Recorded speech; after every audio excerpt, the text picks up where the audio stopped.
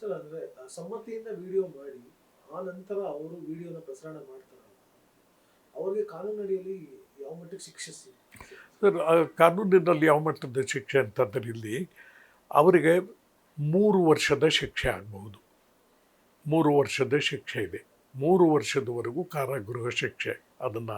ಅದಕ್ಕೆ ಪ್ರಚಾರ ಕೊಟ್ಟಂಥವರಿಗೆ, ಅವರ ಐಡೆಂಟಿಟಿ ಹೊರಗೆ ಬರುವಂತೆ ಮಾಡಿದವರಿಗೆ, ಎಲ್ಲ ಉಂಟು ಮಾಡ್ತಾರಲ್ಲ ಅವರಿಗೆ 3 ವರ್ಷ ಶಿಕ್ಷೆ ಸಿಗುವಂಥದ್ದು ಇರ್ತದೆ. ಅವರಿಗೆ ಲೈಫ್ ಇಂಪ್ರಿಸನ್ಮೆಂಟ್ ಇರ್ತದೆ ಅಥವಾ 10 years ಇರ್ತದೆ ರೇಪಿಸ್ಟ್ಗೆ. ಇವರಿಗೆ 3 ವರ್ಷ. ಯಾವುದೇ ರೀತಿಯಲ್ಲಿ ಭಾಗವಹಿಸಲಿ ಅವರು, ಅದು ತುಂಬ ಚಿಕ್ಕ ಮಟ್ಟದಲ್ಲಿರ್ಬೋದು ಅಥವಾ ದೊಡ್ಡ ಮಟ್ಟದಲ್ಲಿರ್ಬೋದು, ಅದು 3 ವರ್ಷ. ಸರ್, ಒಂದು ವೇಳೆ ಅಸಮ್ಮತಿಯಿಂದ ವಿಡಿಯೋ ಮಾಡಿದ್ದಾರೆ ಅನ್ನೋದು ಕೋರ್ಟಲ್ಲಿ ಪ್ರೂವ್ ಆದರೆ ಅವಾಗ ಆರೋಪಿಗೆ ಶಿಕ್ಷೆ ಪ್ರಮಾಣ ಜಾಸ್ತಿ ಆಗುತ್ತೆ? ಶಿಕ್ಷೆ ಪ್ರಮಾಣ ಹೆಚ್ಚಿಗೆ ಇರುತ್ತೆ. ಯಾಕೆಂತಂದ್ರೆ ಅದು ಒಂದು ಪ್ರತ್ಯೇಕವಾದಂಥ ಅಫೆನ್ಸ್ ಆಗುತ್ತೆ.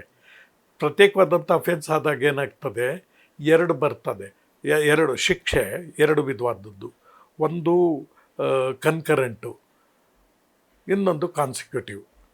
ಅಂದರೆ ರೇಪಿನ ಶಿಕ್ಷೆ ಅದನ್ನು ಅನುಭವಿಸಿದ ನಂತರ ಬೇರೆ ಅಫೆನ್ಸಸ್ಗಳನ್ನು ಮಾಡಿರ್ತಾರಲ್ಲ, ಅವುಗಳಿಗೆ ಸಂಬಂಧಪಟ್ಟಂಥ ಶಿಕ್ಷೆ ಇರುತ್ತಲ್ಲ, ಆ ಶಿಕ್ಷೆನ ಅನುಭವಿಸುವಂಥದ್ದು. ಅಥವಾ ರೇಪಿನ ಶಿಕ್ಷೆನ ಅನುಭವಿಸ್ತಾ ಇರ್ತಕ್ಕಂಥ ಸಂದರ್ಭದಲ್ಲೇ ಇದನ್ನು ಒಟ್ಟಿಗೆ ಕನ್ಕರೆಂಟಾಗಿ ಒಟ್ಟಿಗೆ ಅನುಭವಿಸ್ತಕ್ಕಂಥದ್ದು. ಇಂಥದ್ದೆಲ್ಲ ನೋಡ್ತಾರೆ. ಅವರೇನಾದರೂ ರೇಪಿಸ್ಟ್ ಏನಾದರೂ ಫಸ್ಟ್ ಅಫೆಂಡರ್ ಆಗಿದ್ದರೆ ಅಂಥದ್ದು ಲಭ್ಯ ಇರ್ತದೆ ಆತನಿಗೆ. ರೇಪಿಸ್ಟ್ಗಳು ಪ್ರೊಫೆಷನಲ್ ರೇಪಿಸ್ಟ್ ಆಗಿದ್ದರೆ, ಅದನ್ನೇ ಕಸುಬು